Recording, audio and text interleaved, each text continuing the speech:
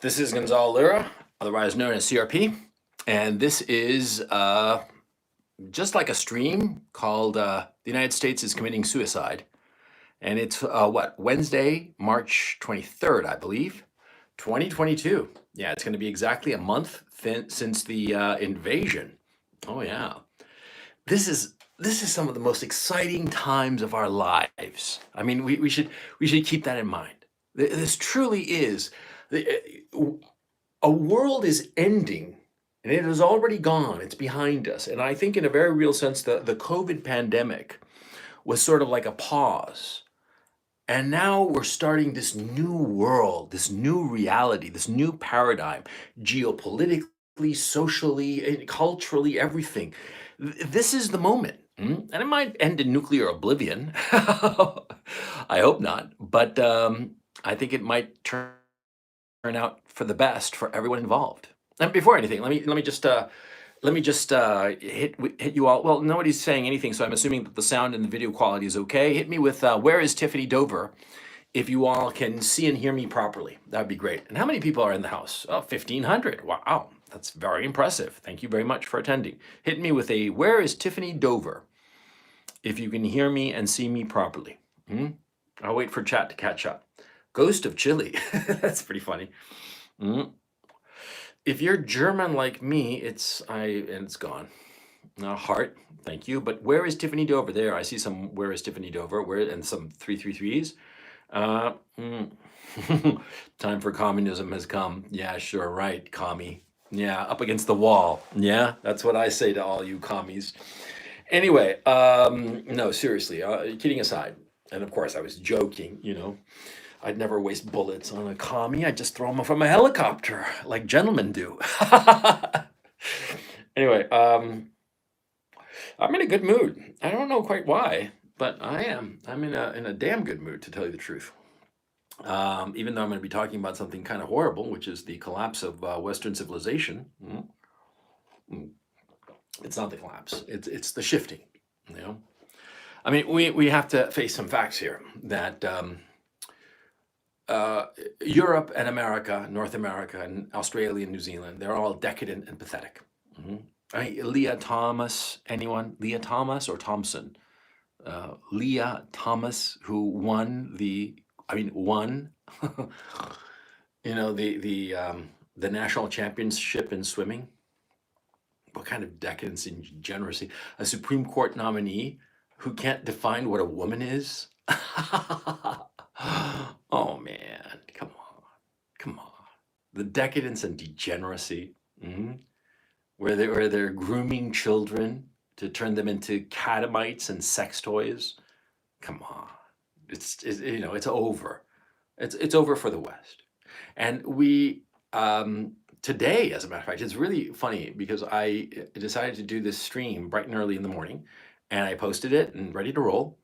And then later today came an announcement from Vladimir Putin.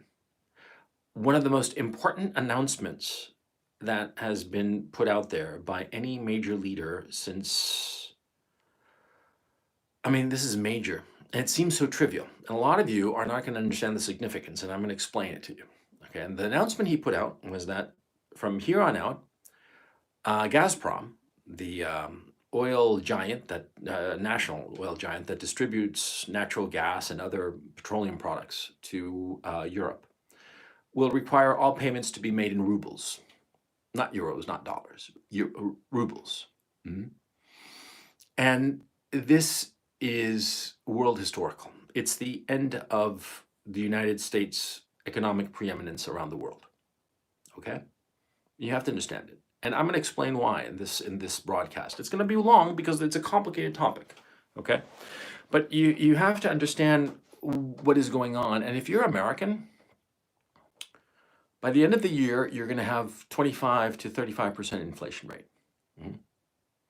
And by the end of 2023, a dollar isn't going to be worth a nickel. I'm not kidding. Your actual coins, your nickels and dimes and quarters that you put in a coffee can because they jingle in your pocket, and every evening you come home. This is what I do actually, and you just drop them in the little coffee can, right? those coins are going to be worth more than their face value. Oh yeah, yeah, yeah. By the end of 2023, yeah, and by the end of this year, you're going to feel it. And in Europe, and in the United States, man, I can't believe it, which is a food exporter, net food exporter. You're going to go hungry. Yeah, you are going to go hungry. The United States is committing suicide, and it's about to embark on a war with China. You don't see it yet, but it's there. It's already happening. Okay, and so it's a complicated topic. Okay, and so let me get into it. See, it all started with Iran in 1979. Okay, in January of 1979, the Shah of Iran was overthrown by Islamic Revolution, and during the revolution, the oil flow was cut from Iran to the rest of the world, and this caused a major oil crisis. Oil prices shot the moon. I mean, I remember I was 11 years old at the time. I hadn't turned quite 11 when the revolution happened. And I remember in 79, my parents driving the cars bright and early in the morning to the gas stations to buy gas because everybody was panicking and stuff, right? Okay, so the United States and Iran have had a horrible relationship, and it's just bad karma all around. The United States has fucked over Iran multiple times, and the Brits too. But America is really to blame. And the Iranians hate America for shit that goes way back. It's a long history lesson, but justifiably. Okay? They overthrew a fairly decent president that the Iranians had through a CIA-backed coup and all kinds of shenanigans, They supported the Shah of Iran, who was, a megalomaniacal tyrant and, just a petty little man. And, the Americans did all kinds of shit. And so, anyway, the oil crisis happened. And the United States went to economic war with Iran. Okay. And imposed sanctions. And what happens is, what are sanctions? Sanctions are economic warfare. And that's what they basically are. And Iran was the first country that faced the full brunt of American sanctions. And Iran, though it's a big country and fairly wealthy in many regards, those sanctions hurt. Over the years, the decades, there have been various sanctions. I mean, I have no idea how many. This is the ongoing process of, the Americans abusing the Iranians. And of course, you see, when you sanction a country, when you prohibit or don't allow that country free trade with the rest of the world, and you essentially prohibit American companies from trading with that country and America's allies from trading with that country, you only hurt the people, okay? This is something that people who are constantly talking about sanctions, they don't understand this. You only hurt the people, and the people realize this. The people aren't stupid. I mean, they might be slow on the uptake, but once they get it, they understand what's really going on. And see, sanctions of the Iranian people, it didn't hurt the mullahs, the religious leaders. On top of that, the religious leaders most of them, as I understand it, lead more fairly aesthetic lives. I mean, with very few luxuries and whatnot. I mean, the material realm and the religiousness and all this stuff. It's not that big of a deal to them personally, right? It hurts the Iranian people. And the whole point is that the sanctions will hurt the Iranian people, and the people will react against their own leaders. But that never happens. It has never happened. Whenever you put sanctions on a country, the people realize that the United States is hurting the people, not the leaders, the people. And they get pissed off, not at the leaders, but at the Americans. See, that's the key issue. You got to understand this. If you understand anything at all about this situation, okay, you have to understand that no people ever anywhere have ever blamed their own leaders for the sanctions. They always blame the United States. And on top of that, see, sanctions, I mean, the rationale of sanctions is you hurt the people and it will encourage them to pressure their government and potentially change their government. But if the government is supposed to be so repressive, then they're not going to give a shit about the will of the people now, will they? Of course not. And so you can repress the people. I mean, you can hurt the people however much you want with sanctions. But if it's a repressive regime like in Venezuela, it's not going to fucking change the leadership because the people are already being repressed. If you hurt them more with economic sanctions, they're not going to be able to do anything. So why are you doing these economic sanctions? Well, you're doing economic sanctions to appear to be tough. That's why you're doing them, right? So economic sanctions work like a charm in certain countries, like Iran, which is a major regional power, but it's not a top tier power, not like Russia or China or Japan or the US or the EU. It's a second tier, perhaps even a third tier country. And I don't mean any disrespect to any country when I say that they're first tier or second tier or third or fourth tier. I mean, I come from a third tier country, okay? Chile is third tier at best, okay? So it's not, I'm trying to be as realistic as possible, okay? Just to clear that, put that out there, okay? So the Iranians, they suffered these sanctions, right? They were the first country to receive these sanctions, all kinds of stupid ass sanctions. Jimmy Carter did it, and then Ronald Reagan, and all the subsequent governments. And then, there was sanctions against Iraq. Now, Iraq, there were sanctions against Iraq. That was a good one. That really hurt the people, and it didn't hurt Saddam Hussein one bit. The thing that hurt Saddam Hussein was that when they invaded his fucking country twice, right? That hurt him, right? Actually, it was only the second time that really hurt him, because the first time that the Americans came in and kicked him out of Kuwait, but kept him in power, the fact that he remained in power after the first Gulf War in 91 signaled to the rest of the Arab world that, Saddam Hussein was somebody to be reckoned with. The Americans were not able to overthrow him. So anyway, they imposed sanctions on Iraq, and they also imposed a no-fly zone. It was the first time a no-fly zone had been imposed anywhere. And then the idea was, you impose a no-fly zone, and the original rationale, if I recall correctly, was so that the Saddam Hussein regime would not use its air force to bomb the Kurds, the Kurdish minority. I don't remember why the Kurds were so important. The Kurds are always around, and they're always like, they should have their own country. But anyway, and so sanctions there. And then later there were sanctions on, I think there were sanctions on Afghanistan, although I can't 100% count on it, but there was something else that happened with Afghanistan that I'll get to in just a minute.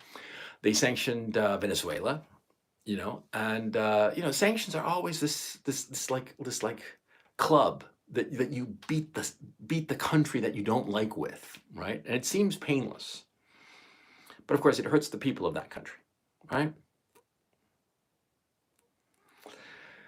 And so finally we have, the Russians. They do this special military operation in Ukraine, special military operation, or they invade it, potato.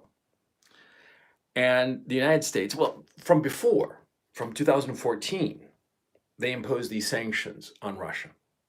And they imposed these sanctions, and little by little. And it was, my friend Alexander Mercouris over at the Duran calls it the sanction escalator. That slowly goes up. At first, they sanctioned a few oligarchs here and there, and they sanctioned Putin and his inner circle and stuff, prohibiting from traveling or their property, all kinds of bullshit, right? And that was in 2014 when the Russians took over Crimea. And, the Russians kind of ignored it, but it did hurt them, okay? It did hurt them badly. And the ruble took a big hit. And I mean, it was enough to destabilize the Russian economy. But what the Russians did after that, I shouldn't have said that they ignored it. I misspoke. They didn't ignore it. They took it very seriously. And some of these sanctions hurt them pretty badly at the time. But what happened was that the Russian central bank, and obviously at the direction of the Kremlin, made a very astute move. They decided to float the ruble. That they would not, the Russian state, would not try to support the ruble. And the ruble took a big hit, but then it recovered, okay? And it was pretty stable after that. And slowly over the years from 2014, the Russians basically started to defend their economy, slowly building up defenses against any further sanctions. Because the Russians, they have a lot of flaws like we all do, but they do not have the flaw of stupidity, and they do not have the flaw of short-termism. They look at things in the long term, and they are smart enough to realize if we're getting sanctions now, we better prepare for worse sanctions later on. And they did. Very carefully and very quietly yet aggressively, they prepared their economy in the different sectors to withstand sanctions. Sanctions being, not being allowed to buy certain technologies, sanctions in the sense of not being able to acquire necessary materials for different industries that they might have, sanctions in terms of being prepared in case they weren't allowed to borrow money on the international markets and so forth. I mean, different preparations that were very wise, very astute. And like I said, the biggest one was to float the ruble, okay, to let it find its level. Even if it hurt in the short term, the rationale clearly, we can see retrospectively, the rationale at the time was, even if we take a short-term hit in 2014 and 15, in the long run, the next 5, 10, 20 years, it'll be good to have a floating ruble. And it fucking is, okay? And I'll get to why in just a second. Now, so the world economy trundles along 2015, 16, 17, 18, 19, 20, COVID, right? Now, what's happened to the Russian economy during this time? Well, there's this odious meme going around that Russia is basically a gas station with nukes. It's funny for a tweet, right? The crack is ascribed to John McCain. But Russia is not a gas station with nukes. First of all, it's a supermarket with a gas station with nukes, if you want to put it in those terms, because they produce all kinds of food, okay? It's very important. And I'll get to the numbers insofar as the food is concerned in just a little bit. They produce all kinds of food that they, of course, export. They produce all kinds of raw materials, aluminum, nickel, all kinds of stuff that's really necessary in different industries. And of course, natural gas, which is essential for the European economy, because the European economy has been turning away from coal and nuclear energy, which it depended on previously for its relative energy independence. It's been shutting down its coal plants, shutting down its nuclear power stations, and turning to natural gas. Because the idea is that eventually European energy will be all green with wind power and solar panel power. And I know that industry rather well. And I can tell you that's just stupid, especially in Germany, because Germany is not Southern California. It's not Spain, okay? The sun doesn't shine, 365 days of the year. On the contrary, if I had to guess, I'd say maybe 40% of the days are sunny enough to run energy from a solar panel installation, right? And insofar as wind, something similar is going on, okay? So these fucking Germans, man, fucking morons, okay? There's the rumor that the Greens, who are the ones really, really pushing to shut down the nuclear energy power stations, that the Greens were financed by the Russians. I wouldn't put it past them. Like I said, the Russians are clever people, and if they realize a cost-effective way to get people to buy their natural gas, i.e. throwing a few €100,000, maybe a couple of million a year at the Green Party and getting the Green Party to protest against nuclear power and demand Russian natural gas, I wouldn't put it past the Russians to have done so. It would be, it's something I would have done, I don't make any bones about it. What the hell, why not? Let me just check to see how many people are watching this goddamn thing. Oh, almost 6,000 people. Yeah, you guys are, you obviously are like guys who aren't working and don't have anything to do, man. You're listening to no fart like me. Anyway. So the Europeans pivot away from nuclear and they turn towards Russian natural gas, which is just like, you're like, okay, fine. You are energy independent with your coal and your nuclear, and you shut down the coal and nuclear so you can become dependent on Russian natural gas. Okay, fine. You have it your way, Whether or not the Russians finance the Green parties, we'll never know. Okay, or maybe we will someday, but it'll be way later when it doesn't matter anymore. But the point, see, right now in 2022, Europe, 40% of its energy needs come from Russian natural gas. They need that fucking gas. They need it for two things: to generate electricity and to generate heat during the winter. Okay? They need that gas. They need it like a junkie needs a hit of heroin from his dealer. Okay? And they will have rolling blackouts and they will go cold if they don't have that Russian natural gas. Okay? Now, these natural gas contracts, okay, they're long term. And there's an issue of it, and I'll do a little parentheses and explain it real quick so you understand what's going on. See, back in around 2008 or so, what happened was that the spot prices of natural gas were way lower than the long-term contracts. The long-term contracts of natural gas, they're fairly complicated. The price is usually tied to oil, and there are different calculations as to the price of the natural gas, okay? But for purposes of this conversation, it doesn't really matter. The point is that there are long-term contracts and spot contracts. And what's spot contracts? Well, you just show up at the market for the commodity and you just buy whatever's available at whatever price the market will bear, okay? And so usually, liquid natural gas, natural gas goes for, it used to go for about, between 600 and 800 dollars the 1,000 cubic meters, okay? Um, I have no idea why they price it in 1,000 cubic meters, but that's the way they do it. Anyway, the point is that the various countries of Europe didn't like the fact that the spot prices were so much lower than the long-term contracts, right? And I've never understood this rationale but what they decided to do is pivot out of the long-term contracts and into short-term contracts, spot market contracts. And this caused a squeeze when, of course, when you have a lot of people who decide to get out of long-term contracts, where, of course, the long-term contract guarantees supply of natural gas, right? And they pivoted away, and a lot of people all of a sudden pop up at the spot market to buy. Well, what's going to happen? Well, the obvious. The spot market price goes through the roof, and everybody's like saying, why didn't we get like long-term contracts?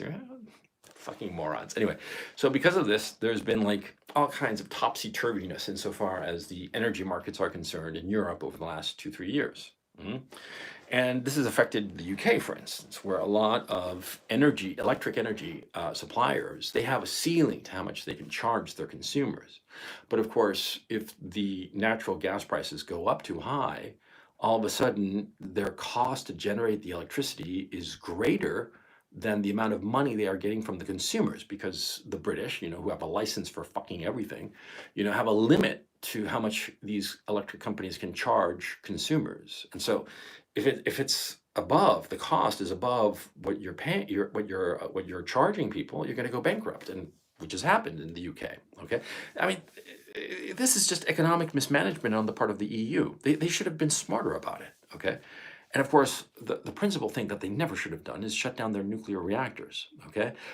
The coal thing is understandable, okay? You burn coal and, the black smoke comes out. Oh my God, it's gonna kill me. It's gonna kill the little baby seals. Greta Thunberg is gonna get mad at me. And so these fucking idiots went ahead and shut down their coal, fine. But the nuclear doesn't do anything, and especially German nuclear. I mean, they're German, for crying out loud. They ain't gonna have any goddamn accident. On top of that, in continental Europe, not Italy, but in continental Europe, Germany, there are no earthquakes, so you're gonna be perfectly fine. But they shut down their nuclear power station. Like I said, 40% of their energy needs comes from Russia. Okay, you gotta have that background first. Now, 2020 rolls around, we got COVID and all this good shit, right? And and then all this workup over Ukraine and all the rest of it. And I'll do another program because it's becoming increasingly clear that the evidence is coming out everywhere that the Ukraine armed forces were about to invade the Donbass when the Russians attacked. And basically, the Russians beat them to the punch. That's basically this war, what it's about. It would have happened anyway. Okay, but anyway, the point is that the Europeans got themselves into a pickle over energy, and they started building the Nord Stream 2 pipeline. And for reasons that are truly unclear, the Americans did not want Nord Stream 2 to ever really work. And they did everything in their power to prevent it from working. Okay. Nord Stream 2 was just there was obviously a Nord Stream 1 pipeline, which had gas flowing from northern Russia straight to northern Germany, which was the shortest route, and it cut out Ukraine. The second pipeline would have completely cut out Ukraine, you know, and the Americans were very against it. The Biden administration was very against it. And we can speculate as to why they were so against it because it didn't make any kind of logical sense. Okay. I personally have some fairly dark ideas as to why they were so opposed to it, but it doesn't matter at this point. The point is that they were opposed to it. All kinds of diplomatic crap was going on and all the rest of it. So the war happens. The Russians invade on the 24th of February, right? They invade, and the United States and Europe automatically go on this sanctions rampage. They go completely ballistic on this. Now, let me go back a little bit. When the United States invaded Afghanistan, it sequestered, as is known, that's the proper legal term, it sequestered Afghanistan's foreign currency deposits, specifically its dollar reserves and gold reserves that it had on deposit in the US Federal Reserve. Now, you do keep in mind the Federal Reserve of the United States is a bank. And other countries park their money at the Fed, okay? They park their dollar reserves, of course, because the Federal Reserve is the central bank of the United States. It carries dollars. Its assets are dollar assets. And of course, it also stores gold for a fee, which is normal everywhere. And for purposes of swapping the gold this way and that, it just keeps everybody's gold or a lot of different customers' gold, and they can swap it between themselves, and the gold physically doesn't go anywhere. It's just an accounting issue of like, okay, this ingot of gold is no longer belongs to Argentina, it now belongs to Zambia. Things like that, right? So the Afghanis rather, had their gold and dollar reserves at the U.S. Federal Reserve, and at the start of the 2001 invasion, they sequestered that gold. And long story short, over the years, they basically stole that gold. It's not just that they sequestered it, which is to hold it back. No, they outright confiscated it. And the United States got the UK, the Bank of England, to essentially steal Venezuela's gold, okay? Which was like 26 billion, if I recall correctly. Some figure like that. It was a lot of money. And, the US Federal Reserve essentially stole Afghanistan's gold, and way back when the United States had sequestered Iran's foreign currency reserves, back in 79 during the revolution. But then with the joint proposal, the JPOC, right, the Iran deal, the Obama administration released that money. And they flew it back to Iran because the Iranis didn't want to keep it with the Americans ever again. Of course not, because they'd had it there for like, what was it, 79, and they got it back in like 2012. So it was like, what, 32 years, 33 years that they didn't see that money and that gold, right? They wanted it back, and they got it back, and they never deposited it again with the Americans. But these countries, these examples, Afghanistan, Iran, Venezuela, they were considered, well, they're kind of like small countries. But with the sanctions package that happened after the start of Russia's military operations in Ukraine, and I'm just going to call it an invasion because that's what it was. It's an invasion. I understand why the Russians want to call it a special military operation, but it's an invasion. Let's not pretend otherwise. It's not a war, but it is an invasion. Okay, and so anyway, the Russians, when they started their invasion, the Americans hit them with all kinds of sanctions, and the Russians were prepared for it. What they weren't prepared was for the Americans to steal $300 billion that belongs to the Russians. They weren't prepared for that. Mm. And that's what the Americans did. And don't give me bullshit that it's legal and this and no, they stole it. Okay. And in fact, the Russians view it as an American default.